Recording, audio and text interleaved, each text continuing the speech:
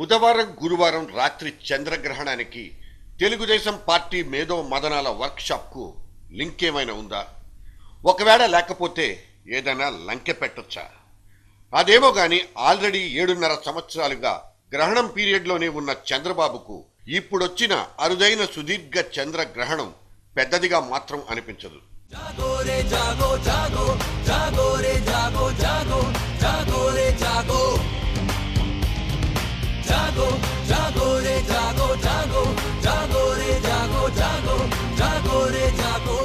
మొన్నటి మహానాడులో చంద్రుడు చెలరేగిపోయాడు.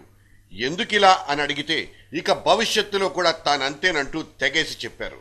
అంతే, ఆ తర్వాత మళ్ళీ ఇప్పటిదాకా అలా చెలరేగిపోయిన దాఖలాలు మాత్రం లేవు. అదేమంటూ అడిగితే వాళ్ల థింక్ ట్యాంక్లో ఒక ఆయన అలా చెలరేగిపోవడానికి సమయం సందర్భం అంటూ ఒకటి రావాలి కదా అంటూ సర్ది చెప్పేశారు. ఆచితూచి మాట్లాడే బాబు పెద్ద పబ్లిక్ స్పీకర్ కాదన్నది జగమెరిగిన సత్యం. ఏం మాట్లాడితే ఏమొస్తుందో అంటూ త్రాసులో రాళ్లేసుకుని మరీ బ్యాలెన్సింగ్ యాక్ట్ చేసుకునే బాబుగారు ఈ మధ్యకాలంలో మాత్రం సదరు తూకాల ఉపన్యాసాలకు ఫుల్ స్టాప్ పెట్టేసినట్లు కనిపిస్తుంది. బహుశా ఈ సుదీర్ఘ చంద్రగ్రహణం విడిపోవడంతోనే కొత్త చంద్రుడు బయటకొస్తాడని భావించొచ్చేమో.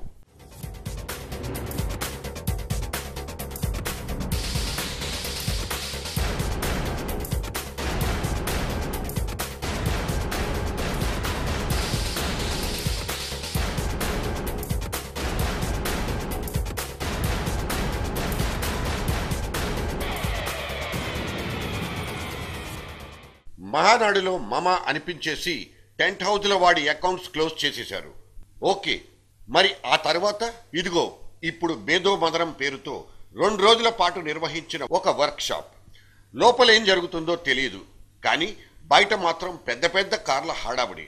కంచు కోట లాంటి ఎన్టీఆర్ ట్రస్ట్ భవనంలో ఒక్క చంద్రబాబు కార్కే పార్కింగ్ ఫెసిలిటీ. మిగతా వాళ్ళు ఎంతటోళ్ళైనా బయట రోడ్డు మీదనే, లేదా ఇదిగో ఈ పక్కనే సుజనా చౌదరి వారి ఓపెన్ స్పేస్లో ఈ కార్లు పెట్టుకునే వెసులుబాటు ఉంటుంది. కానీ ఆ ఓపెన్ ప్లేస్ ఎండలో కంటే ఈ రోడ్డు మీద చెట్ల కిందే కార్లకు సేఫ్.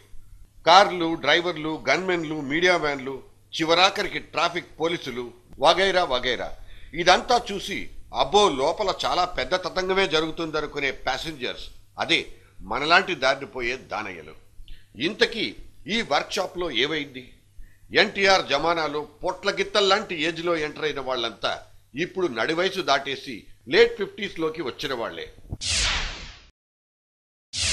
యువతరానికి పెద్దపీటలేసి పచ్చ పార్టీలో పవర్ఫుల్ యంగ్ మెన్ కి స్థానం కల్పించి నూతనోత్తేజాన్ని తెస్తానంటూ అధ్యక్షుల వారు 10 ఏళ్ల నుంచి ఓ అరిగిపోయిన రికార్డు పదే పదే వినిపించి ఇప్పటికీ బోలెడు బోరు కొట్టించేశారు. ఆ పని ఎప్పుడు చేస్తారు? ఎప్పుడు చూసినా స్టేజి నిండా 60 దాటిన వాళ్లే ఉంటారంటూ అయ్యన్న పాత్రుడు అన్నట్లు ఒక వార్త. ఇప్పటికింకా నా వయసు నిండా 30సే అని నాయకులంతా బిగేసి కుర్చీలకు అంటుకుపోయి తెగేసి చెప్తుంటే పాపం ఆ అధినాయకుడు ఏం చేయగలడు?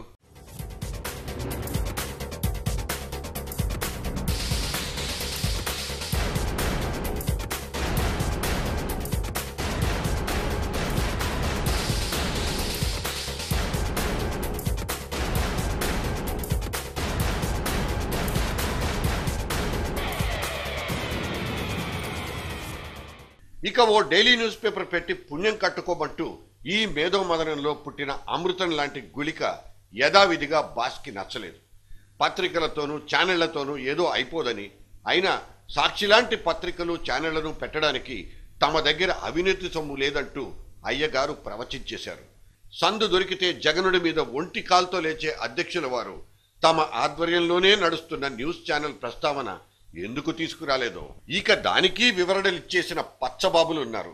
ఇప్పటికే లోకేష్ బాబు మీద పార్టీలో జరుగుతున్న చర్చ యాగీలతో బాస్ సతమతమైపోతుంటే కొత్తగా ఇప్పుడు డిస్కషన్ను ఛానళ్లు మీడియా మీదకు తీసుకొస్తే ఏ రొచ్చులో దిగాల్సొస్తుందోనని ఆయన భయం కావచ్చు.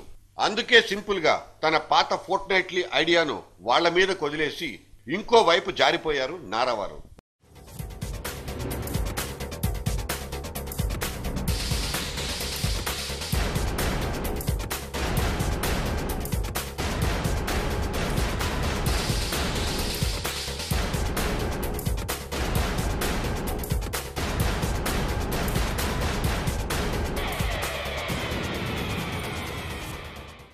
ఇక మొన్నటికి మొన్న మహానాడు నుంచి అర్ధాంతరంగా అధ్యక్షుల వారు స్పీచ్ ఇస్తున్నప్పుడు లేచెళ్లిపోయిన హరికృష్ణ ఈసారి ఎందుకో బుద్ధిగా ఆశాంతం కూర్చున్నారన్నది ఒక క్వశ్చన్.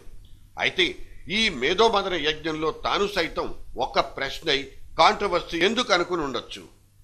ఇక్కడ ఇంత జరుగుతుంటే మొన్న బయటకు వెళ్లిన నాగం, ఇప్పుడు టీడీపీలో తాజాగా తెలంగాణ పల్లవి గట్టిగా ఎత్తుకున్న ఎర్రబెల్లి ఇద్దరు కలబడి ఇదే ఛానల్లో ఒకరినొకరు తిట్టుకున్న తీరును వీక్షించిన వాళ్లకు బోలెడంత ఫ్రీ ఎంటర్టైన్మెంట్. ఈ చిల్లరగాళ్ళతో సార్ తిట్టిపిస్తాడు, కాంట్రవర్సీ కంటిన్యూ కావాలని చెప్పి చంద్రబాబు నాయుడు చెప్తాడు. అందుకోసం నేను ఈ చిల్లరగాలతో నేను మాట్లాడని చెప్పిన ఉంటే ధైర్యం ఉంటే చంద్రబాబును సవాల్ చేయమని చెప్పు. చంద్రబాబు చూసుకుంటా నేను.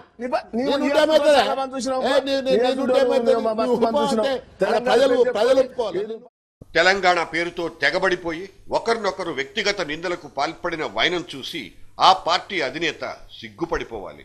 ఒకప్పటి ఎన్టీఆర్ క్రమశిక్షణ గీతంలో నుంచి బయటకొచ్చిన ఈ కామ్రేడ్లు ఇలా బజార్న పడ్డం చాలా విచారించాల్సిన విషయం.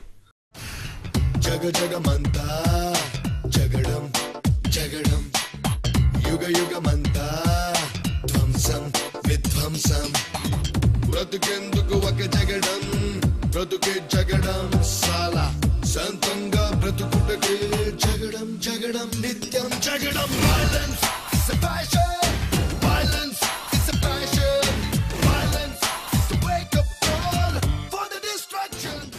2014 మాటేమో కానీ ఇంకో సంవత్సరం ఇలాగే కొనసాగితే మాత్రం చంద్రబాబు సైన్యం తలో వాదన పట్టుకుని చాపలు చుట్టేయడం ఖాయమనిపిస్తోంది.